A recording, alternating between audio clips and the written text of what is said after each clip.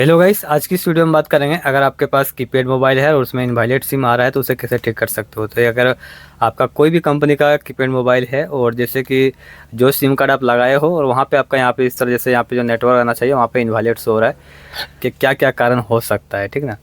जैसे कि लगभग 4-5 टॉपिक पे चलते हैं। जैसे कि पहला जो हो गया, आपका जो सिम कार्ड है वो हो सके जैसे कि यहाँ पे जो सॉकेट होता है, सॉकेट में ना लगा के आप इस तरह जो है आप ऐसे ही लगा दिए होंगे, ऐसे भी हो सकता है, ठीक है ना।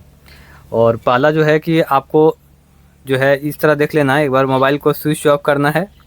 स्विच ऑफ करके बंद करो और उसके बाद जो सेटिंग पे जाके जो नेटवर्क सेटिंग जो होता है, नेटवर्क सेटिंग पे एक बार जाके देखना कि वहाँ पे जो नेटवर्क है वो सिलेक्शन कर लेना है। इस तरह फ़ोन सेटिंग और नेटवर्क सेटिंग पे जाओगे, इस तरह फ़ोन सेटिंग पे जाने के बाद और इसको ऑटोमेटिक कर सकते हो इस तरीके से और स्विच ऑफ करके बंद करना। उसके बाद देखना कि आपका नेटवर्क आ रहा है कि नहीं आ रहा है।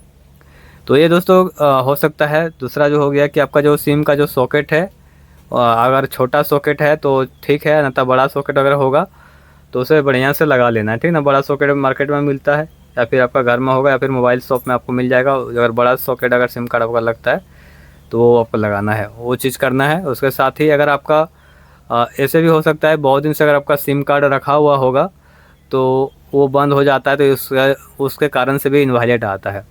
तो आपको दूसरे मोबाइल में भी लगा कर देखना है। इस मोबाइल से मतलब निकाल के दूसरे मोबाइल में चेक कर सकते हो। कोई एंड्रॉयड मोबाइल है तो उसमें भी लगा सकते हो और कोई छोटा मोबाइल है तो उसमें भी लगा कर देख सकते हो। तो देखना अगर उसमें दूसरे मोबाइल में अगर आ जाता है नेटवर्क तो ठीक है, और अगर नेटवर्क नहीं आता है फिर भी इनवैलिड सिम बताता है तो आप उसी नंबर से दूसरा सिम जो है जिस कंपनी का आपका सिम कार्ड है, जैसे जियो, भी, एयरटेल, मतलब जो भी है, उनसे आप फिर से उसी का जो सर्विस सेंटर है वहाँ पे जाओगे और वहाँ से उसका सिम फिर से निकलवा सकते हो, ठीक ना। तो कहीं भी इस जो सिम रिप्लेस होता है आपको पता ही होगा, वही सेम नंबर आपका निकल जाएगा और उसे दोबारा आप यूज कर सकते हो। तो यही सब कारण है जो देख लेना अगर ट्राई करके, अगर आपका इनवैलिड सिम बता रहा है।